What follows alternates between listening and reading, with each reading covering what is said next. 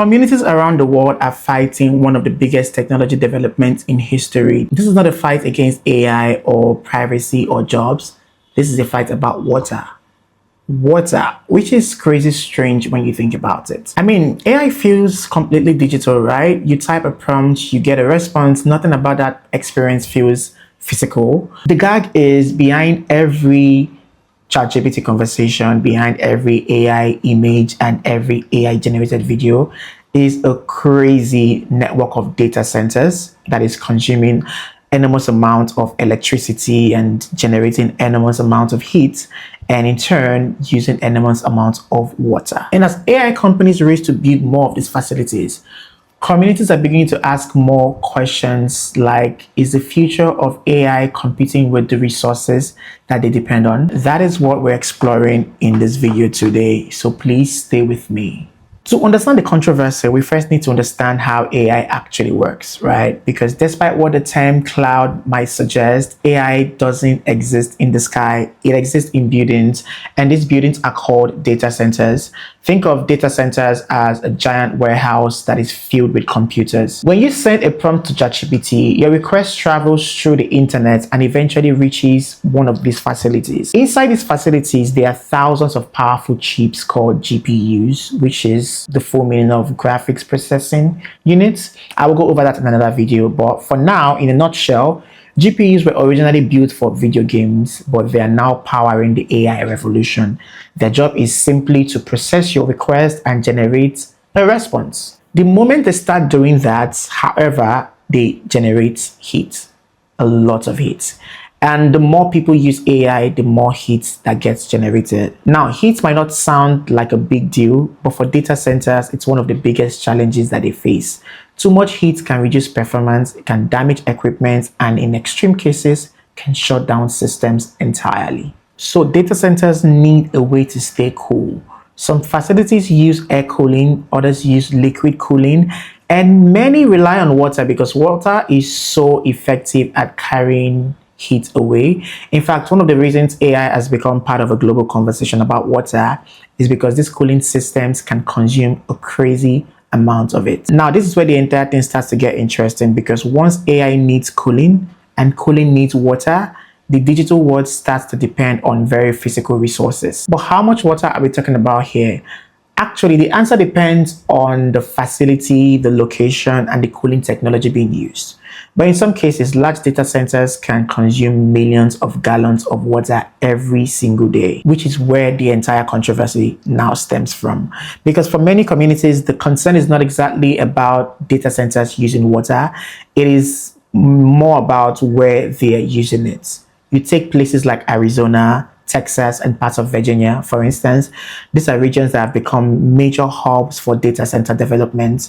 They are attracting billions of dollars in investments from some of the world's largest technology companies, right? But these are also places where water is becoming an important conversation, whether it's drought concerns or population growth or long-term water planning. Communities are already thinking carefully about what water or about how water is allocated. So when a new data center arrives, residents naturally ask questions like, where is the water coming from? How much of this water would the facility use, and what happens during drought?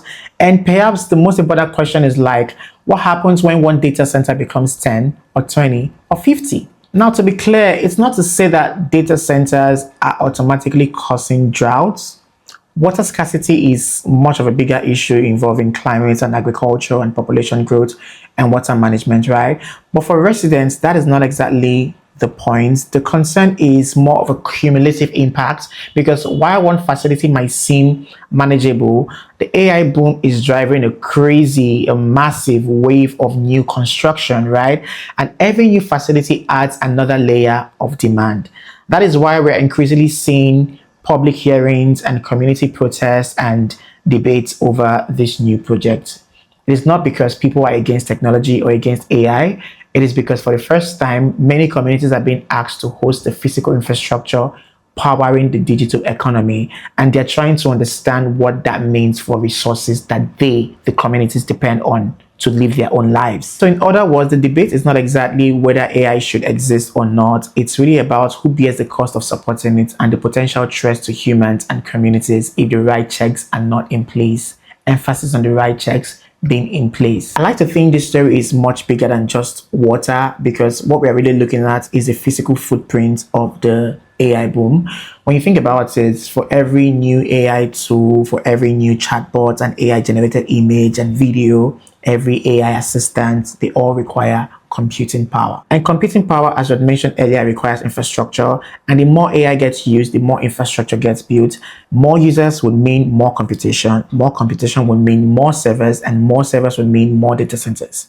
More data centers would mean more electricity. More electricity being consumed would mean more heat being generated, which ultimately leads to more, which ultimately prompts for more cooling and potentially more water. That's the entire chain. And right now, that chain is expanding at a crazy pace. Technology companies are investing hundreds of billions of dollars into AI infrastructure because they believe AI will become a foundational part of everyday life, not just something we occasionally use, but something embedded in chat engines, smartphones, software, workplaces, and eventually much of the internet itself. Which means the controversy that is ensuing right now is not exactly just about a handful of data centers.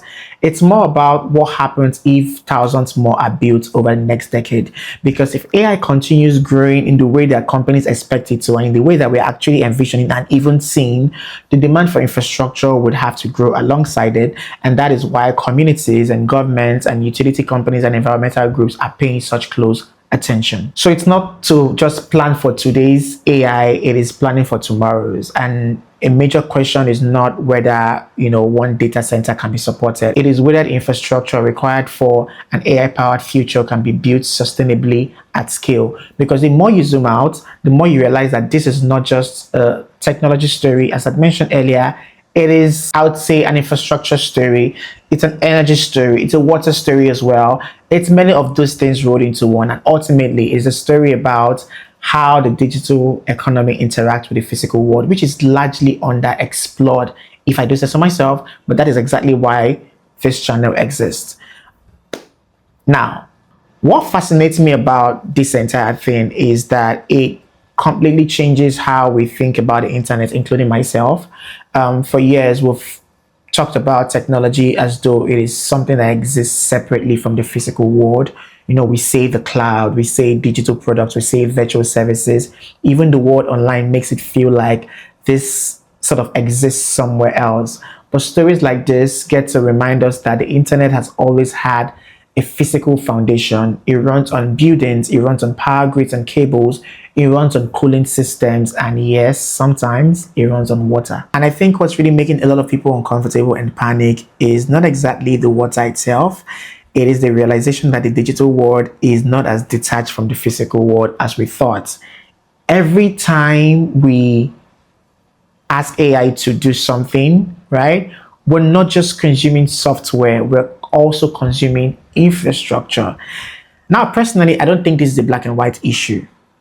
I don't think the answer is to stop building data centers, and I don't think the answer is to ignore the concerns of communities either. Both sides are raising very valid points. Technology needs infrastructure for sure, but communities also have a right to understand how that infrastructure affects the resources they depend on. For me, the most important question is not whether AI should continue growing. I think that should be like a no-brainer. It should keep growing. It probably will. It definitely will, actually, because at this point, I'm not sure anybody can stop it. The more important question is whether we can build the infrastructure required for that growth responsibly. Because if AI is really going to be part of our everyday life, then conversations about water, electricity, land, and sustainability are not just side conversations anymore. They are part of the AI conversation, and perhaps that is the biggest takeaway from this entire controversy or discourse. The future of artificial intelligence, AI, will not be determined only by better models or smarter algorithms. I want us to know that. Let's have that at the back of our minds. It will also be determined by whether the physical world can support the future we're trying to build. But hey, that's just me. I mean, what do you think? Should communities embrace the infrastructure needed to power AI, or should there be limits on how much of our physical resources we dedicate to the digital economy? Let me know your thoughts in the comments, and see you in my next one.